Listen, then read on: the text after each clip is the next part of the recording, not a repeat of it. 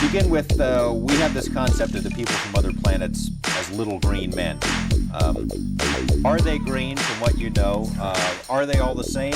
Unfortunately, they're not so benevolent. A fucking alien. What's good? What's good? Welcome here at 51 here with your host Jimmy. Another day in the jungle. Give us a like, subscribe, and also become part of our community here in Golden Era, where we, expose everything that's going on in boxing. And we're very unbiased when it comes down to boxing, but very biased when it comes down to boxing. So give us the like and subscribe. All right, so this fight has kind of not been spoken of as often as it should, but this is a good fight, and it's coming up on June the 10th for the WBO, if not mistaken. Was the WBO? Yeah, this WBO, and Josh Taylor is going to have to defend his title against Teofimo Lopez. Now, Teofimo Lopez is a controversial fighter. When he was in 135, we can say that he avoided Devin Haney. He didn't want to take that fight. He did want to fight Lomachenko, and I think he surprised everybody by beating Lomachenko. I just thought that he had the style to beat him, so he did beat him. And then after that, he kind of didn't want to get that undisputed with Devin, so he went for George Kambosos. George Kambosos had a style that didn't really, a lot of people didn't think that George Kambosos could pull it. I thought George Kambosos could pull it. I gave my prediction, and George Kambosos beat Teofimo Lopez. Teofimo after that kind of went on the down low, and he said he was going to go 140. He put all sorts of excuses, because he thought that, it was humiliating. He put himself in a pedestal, but, he was, I don't want to say he was overhyped because he is a good fighter, but beating Lomachenko, it's just one step forward in your career. And just because you beat Lomachenko doesn't make you the king of the world. There's a lot of killers in 135 and 140 that you have to actually fight in order to see if you're really that good. But anyway, so he went to 140. Once he was in 140, he fought this dude. What was his name, man? Yeah, he fought Pedro Campa, which, that was, an average fighter. Not anything against Campa, but that was an average fight. And then he fought Sandor Martin, the Spanish guy. And Sandor Martin had lost against Jiggets, but he had beaten Mikey Garcia, so he surprised everybody. But in that fight, it was a very close fight. A lot of people thought that Sandor Martin won.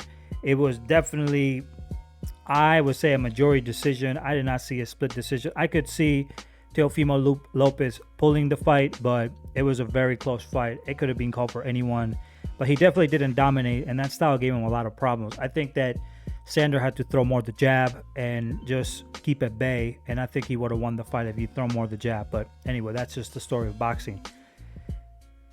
And now he's fighting this guy, which is Josh Taylor. Now, before this fight, he was talking trash about Regis. He was saying that Regis is okay, blah, blah, blah. So we were all expecting to see him fight against Regis, but it just didn't happen. So not a good look on Teofimo. We could say that he's avoided Devin Haney, and we can also say that he avoided a fight with this other guy, Regis. But it's not a bad career, the one that he has. He still has good names. I can't say he's a poodle, because poodles are fighters that literally avoid everybody. Like, for example, Canelo Alvarez is a poodle type of fighter that he kind of chooses the weaker opponents. And I'm not sure that Teofimo Lopez has been the underdog in a lot of these fights. Like, a lot of people thought that Sandor could beat Teofimo. There was a lot of people that thought that Lomachenko could beat Teo. There was a lot of the fight with George Kambosos wasn't an easy one. Do I believe Devin Haney was more complicated? Yeah, but it wasn't an easy fight. So you can't really say that he ducked. And I can't call him a poodle. You could say he ducked, but you cannot call him a poodle. For me, a poodle, in the Golden Era, we got poodles and we got pits. Pits are the ones who take all the risks, win, draw, or lose. And poodles are the type of fighters that they're just not willing to risk, and they'll take like garbage fights, right? Like like Pitbull Cruz takes garbage fights. But you can't say that he's a poodle. You can't say that. with Teofimo, because he is fighting Josh Taylor, and Josh Taylor is a complicated fighter. And Josh Taylor, he has beat some good fighters, man. He beat Ramirez, he beat Regis. Who's the other guy that he beat, man? He beat Jack Catero too. Jack Catero was actually a tough fight for him. He beat what's the other guy? He beat Victor Posto. Now Victor Posto was kind of more on his way out, but it's still a decent win for him.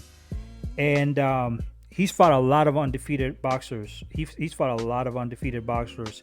And in fact, when people don't know this, but when he fought Ryan Martin, a lot of people, especially in the sport books, was favorite to beat Josh Taylor. So he fought a lot of undefeated fighters, Josh Taylor. So Josh Taylor, I think the mistake with him was that he kind of let it go. He kind of let it go after Jack Catero, and that fight was, that fight was in like February of he's been almost a year without fighting, or more than a year without fighting. He just didn't take any other fights. He took some time off. I think that was a mistake. I think a lot of these fighters take a lot of time off. But I can say with certainty that he's still a dangerous fighter, and he's still technically the best fighter in that division because he's undisputed. Now he didn't protect his belts, and now Regis and now Subriel Matias, and have the belts, and we'll see what happens between Ronda Romero and Alberto Puello. But you can say that he has been proven to be the best fighter so far. We'll see what happens. He still needs to now become undisputed again. But I think this is a fight where I'm not sure that Teofimo should be favored for this fight. I still think that Josh Taylor has fought overall more difficult opposition, and opposition that is in his weight class, versus Lomachenko, for example.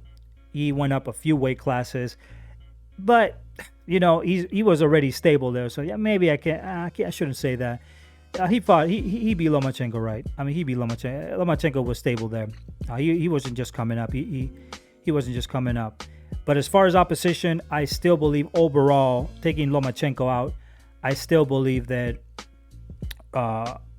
Josh Taylor has better opposition in his resume, and I would have to put him as a favorite in this fight, which I believe will say a lot about Josh if he beats Teofimo. Now, I've had Josh Taylor in my pound for pound list, any undisputed champion. I have to put in my pound for pound because they clean their division. That's something that we look for in Golden Era. Anybody that's a real boxing fan will be looking for undisputed always, and not this A side, B side. Or, you're undefeated and I'm gonna fight you because you don't know. All that shit is just garbage. But I believe that if he beats Teofimo Lopez, it will be very good for his resume. And I think that he's a good fighter. I think Josh Taylor is a good fighter. I don't think he'll pan out well when he goes to 147. I think that's when it's really ends for him. But I still believe that in 140, he does beat some fighters. He does, and he already beat Regis. So you can call it a close fight. It was a close fight, majority decision if not mistaken. But it was still a good fight. It was still a good fight. It was still a good fight, and I think Regis could have done a little bit more. Now, I would like to see the rematch after this fight, but, there's Subriel Matias there, and we'll see what happens with Ronda Romero. So, interesting fight coming up in June, and, I'm happy to see this fight because for the first time we're seeing a lot of these fighters taking some sort of risk. And like I said, people criticizing Teo, but Teo did duck some fighters, but you cannot call him a poodle. He's not a poodle, okay? He's not a poodle because he has taken some